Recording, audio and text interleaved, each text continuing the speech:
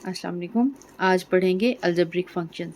Algebraic functions are those function which are defined by algebraic expressions, यानी ऐसे function जिनको हम डिफ़ाइन कर सकते हैं अलजेब्रिक एक्सप्रेशंस के साथ। अब अलजेब्रिक एक्सप्रेशन का आपको पता होना चाहिए कि क्या होता है। तो हम कह सकते हैं कि अलजेब्रिक एक्सप्रेशन एक ऐसी स्टेटमेंट है जो कि मुश्तमिल है नंबर्स पे, वेरिएबल पे, अरिथमेटिक ऑपरेशंस पे।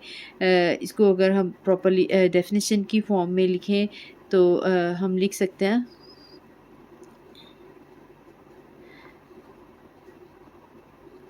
algebraic expressions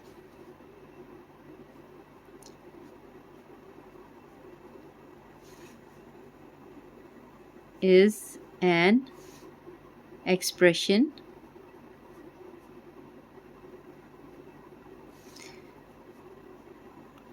built up from constant numbers, variables,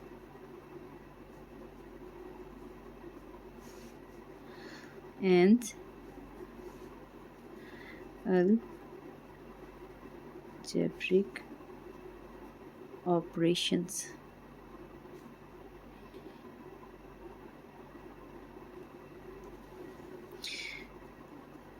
या फिर ये कह सकते हैं, मैं एक्सप्लेन करती हूँ, any mathematical statement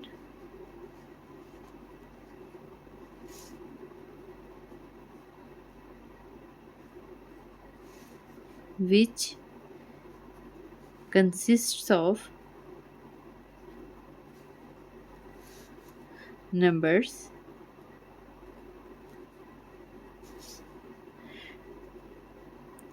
variables, and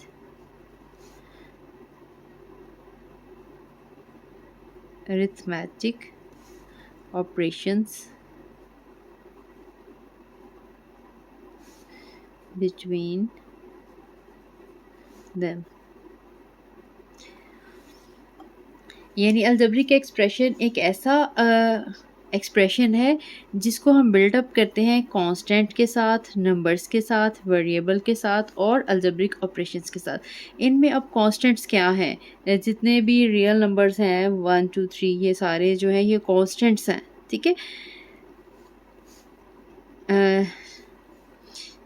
in number real numbers भी हो सकते हैं, ठीक है। कांस्टेंट्स इनको जैसे सपोज 2x² प्लस 3xy-7, तो इनमें ये जो 2 है, 3 है, 7 है, ठीक है, ये कांस्टेंट्स हैं या रियल नंबर्स इनमें से हैं।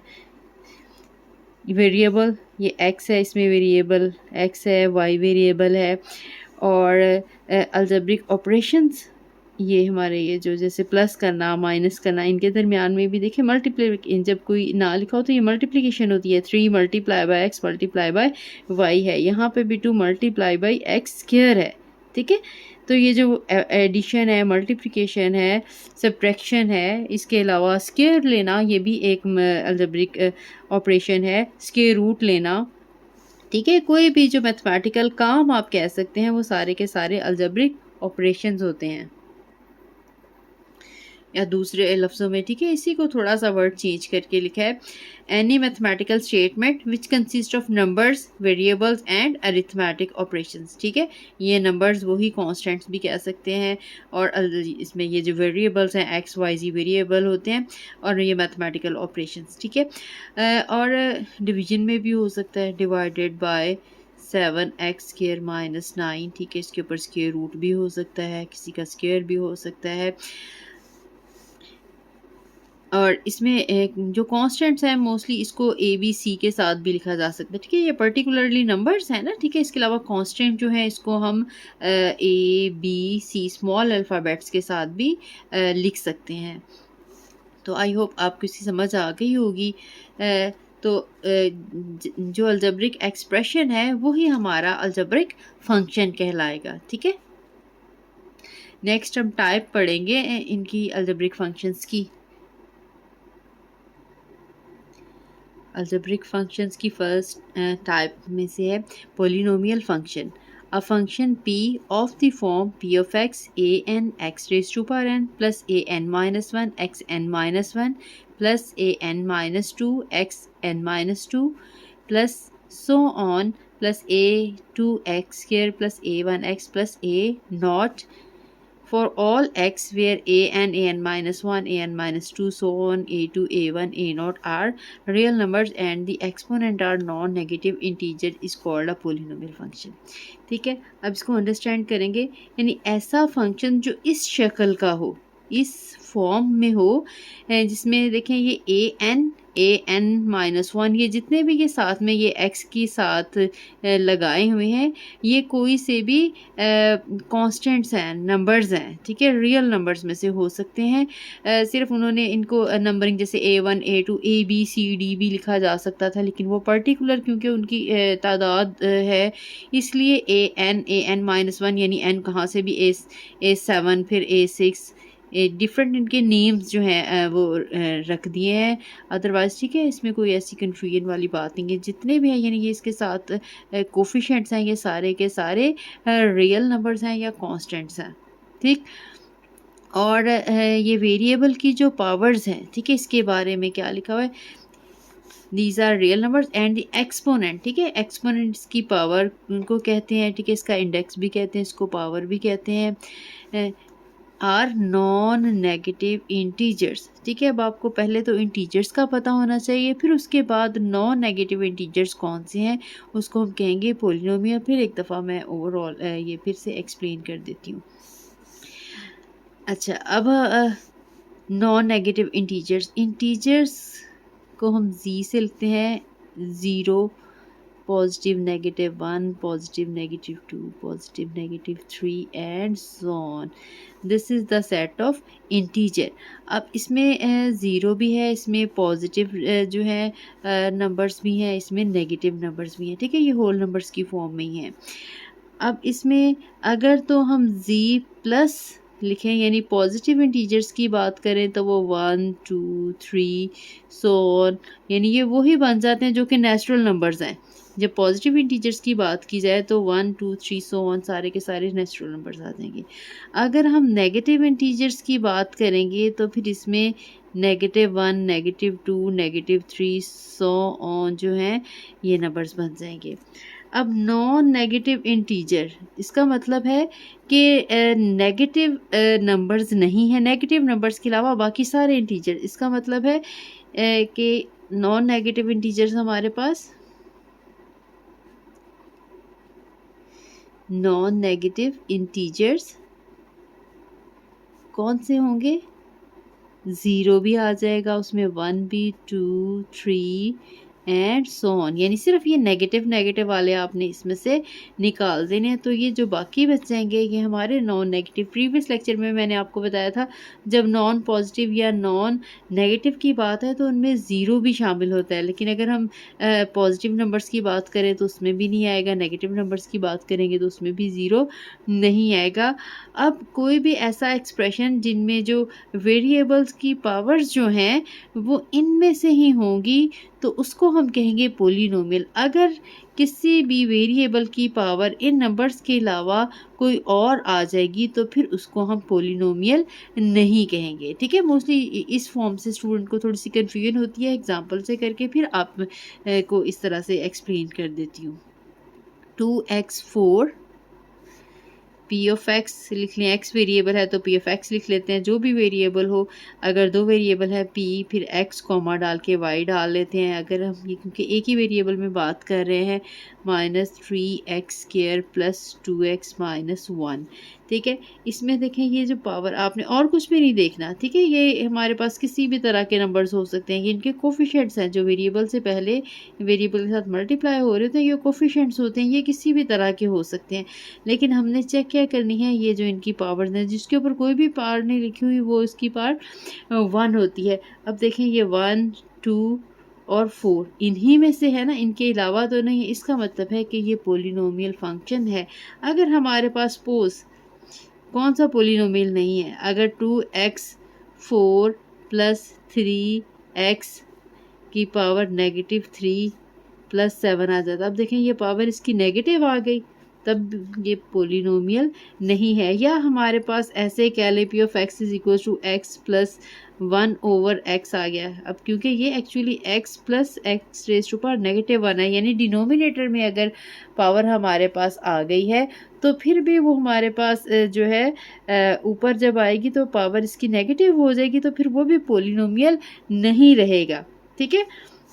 या अगर ऐसे लिखा हुआ है 1 + x इसका स्क्वायर रूट, इसमें भी क्योंकि इसकी अगर हम पावर चेक करें तो वो ये स्क्वायर रूट पावर 1/2 होती है। देखिए इसमें 1/2 भी नहीं है, यानी इसमें ना तो नेगेटिव नंबर्स की फॉर्म में पावर हो, ना ही किसी भी वेरिएबल की फ्रैक्शन की फॉर्म में पावर हो। 3/4 लगा लिया अगर कहीं भी हमने ऐसे पी ऑफ एक्स, ठीक है, ये भी पोलिनोमियल नहीं है, ये भी पोलिनोमियल नहीं है। अगर पी ऑफ एक्स लिख दिया हमने x + 3x की पावर 1/2 + x की पावर 3/4, चाहे पॉजिटिव हो या नेगेटिव हो, यानी फ्रैक्शन की फॉर्म में इसकी पावर जो है नहीं होनी चाहिए। अगर ये फ्रैक्शन की पावर में है तो फिर ये पोलिनोमियल नहीं बनेगा। यानी आपने और कुछ भी नहीं देखना इसके साथ। देखिए ये अगर ये जो वेरिएबल लगा ये किसी भी तरह का 3/7 हो सकता था या 2 का स्क्वायर रूट हो सकता था।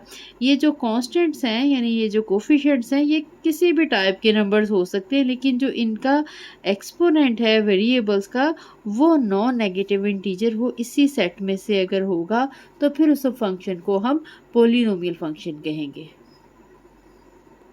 तो ये देखें ये वाला जो फंक्शन है, ये जो मैंने बताया था पोलिनोमियल है। अगर क्योंकि इसको इस फॉर्म में लिखा जा सकता है। ये ए एन देखें, ये ए एन जो है यहाँ पे 2 है, फिर x की पावर 4 आ गई। फिर इसके बाद हमारे पास ज़रूरी नहीं कंसेक्टिव हो कि अगर पावर 4 है फिर उसके बाद 3 भी हो, फिर इसके बाद 2 भी हो, फिर 1 भी हो।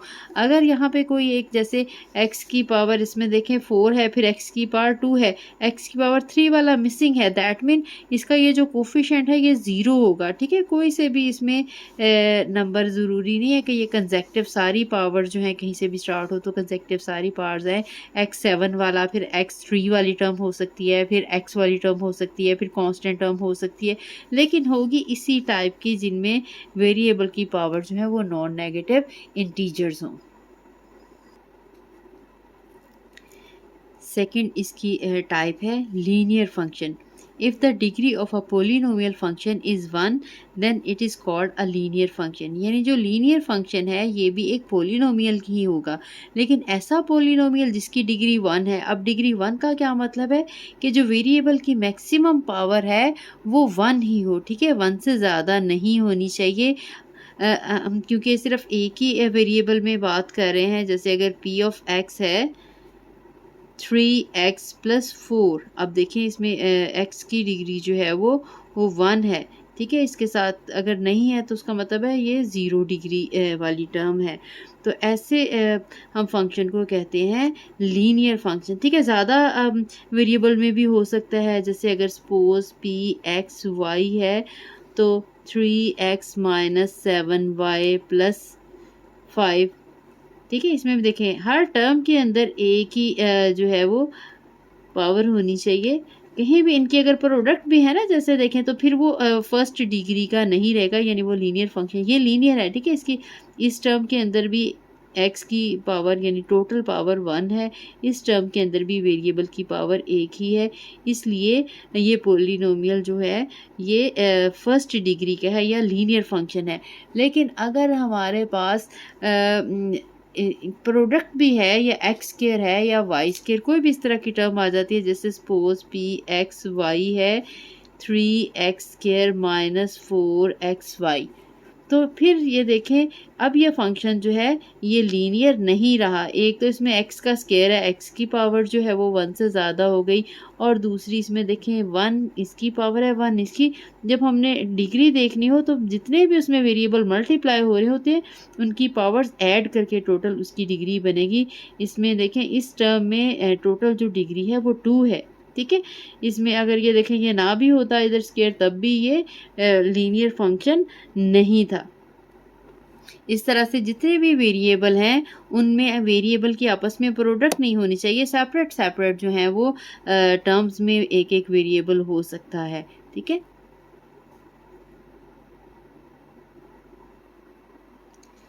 नेक्स्ट है identity function. For any set x a function I from x to x of the form I of x is equal to x for all x belong to x is called an identity function। ठीक है, ये जो एक ही तरह से जो उल्टा है इसको हम for all पढ़ते हैं।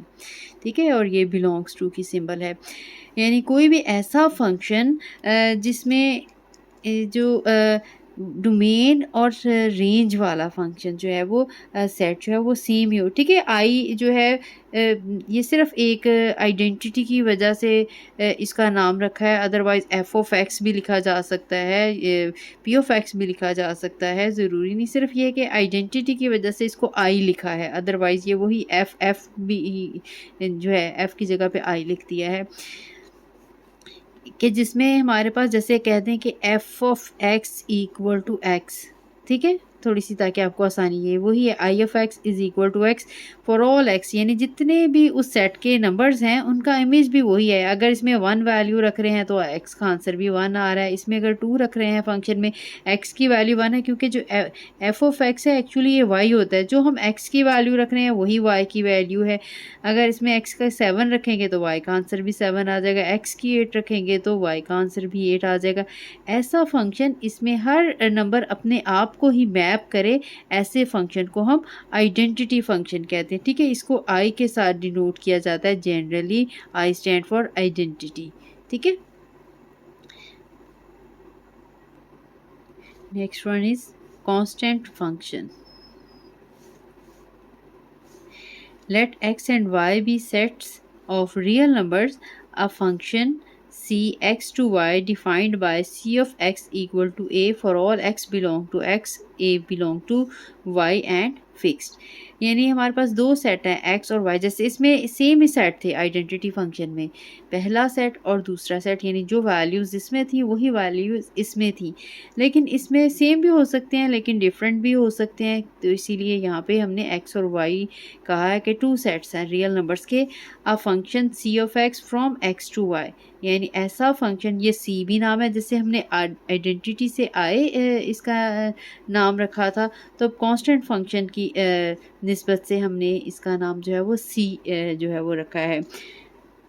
Defined by c of x equal to a, जैसे f of x equal to a कह लें, इसमें जो एक्स हैं वो पहले सेट के एलिमेंट्स हैं और ये जो इनके आंसर्स हैं ये वाई के एलिमेंट है, लेकिन ये नंबर इसमें एक ही हो, वाई का कोई सा भी एक एलिमेंट कह लें, फिक्स्ड इसीलिए कहा है। जैसे सी ऑफ एक्स इक्वल टू 3 कह दिया जाए, ठीक है, वाई का एलिमेंट ये जो 3y में अगर 3 है तो कोई सा भी इसका एक एलिमेंट है, एक्स की कोई सी भी वैल्यू लगा दें लेकिन वाई की वैल्यू सेम ही रहेगी। जैसे मैं कह लूँ कि अगर आप बच्चों को एफ ऑफ एक्स से ज़्यादा समझ आती है, F of x equal to अगर 3 लिखा है, मैं 1 भी लगा लूँगी, इसकी जितनी भी वैल्यूज़ मैं लगाती जाऊँ एक्स सेट के एलिमेंट्स की, तो इसका आंसर 3 रहेगा, क्योंकि इसमें देखिए वेरिएबल कोई मौजूद ही नहीं है जिसमें इसमें वैल्यू लगाऊँ तो चेंज है। एफ ऑफ 2 लगाऊंगी तब भी इसका आंसर 3 आएगा, यानी इसमें जो वाई के आंसर्स हैं वो फिक्स ही होंगे, कोई एक ही नंबर होगा, वो कोई भी नंबर हो सकता है। फिफ्थ टाइप है रैशनल फंक्शन। जिस तरह से रैशनल नंबर है बिल्कुल इसी तरह से रैशनल फंक्शन है। A function R of X of the form P of X over Q of X where both P of X and Q of X are polynomial functions and Q of X is not equal to 0 is called a rational function. यानी R of X वही rational की निस्बत से हमने function का नाम are of x लिख दिया है, जैसे हम पी ऑफ एक्स लिख रहे हैं, सी ऑफ एक्स लिख रहे हैं। इसी तरह से हमने कह दिया आर ऑफ एक्स एक ऐसा फंक्शन है जिसमें एक पोलिनोमियल न्यूमरेटर में और एक पोलिनोमियल डिनोमिनेटर में हो, ठीक है, यानी ये दोनों पोलिनोमियल है ना, ठीक है, दो पोलिनोमियल को जब हम डिवाइड कर देंगे तो वो जो फंक्शन बनेगा इसको कहेंगे पोलिनोमियल फंक्शन। शर्त ये है कि डिनोमिनेटर वाला जो हमारा फंक्शन है वो ज़ीरो ना हो, ठीक है। अगर हम खाली क्योंकि 3 लगा लेते हैं वो भी हमारा एक फंक्शन होता है। 3 + x लगा दूँ, ये भी हमारा एक फंक्शन है। इस तरह से अकेला 0 जो है वो भी एक फंक्शन तो है, पॉलिनोमियल तो है, लेकिन डिनोमिनेटर में 0 के अलावा और कोई भी पॉलिनोमियल फंक्शन हो सकता है। न्यूमरेटर में 0 भी हो सकता है, कोई और भी हो सकता है, ठीक है? इसलिए हम इसको जैसे 3x² - 7/4x - 3, ठीक है? अब देखें ये भी एक पॉलिनोमियल है और ये भी एक पॉलिनोमियल है। इसका नाम उन्होंने p(x) रख दिया और इसका नाम q(x) रख दिया।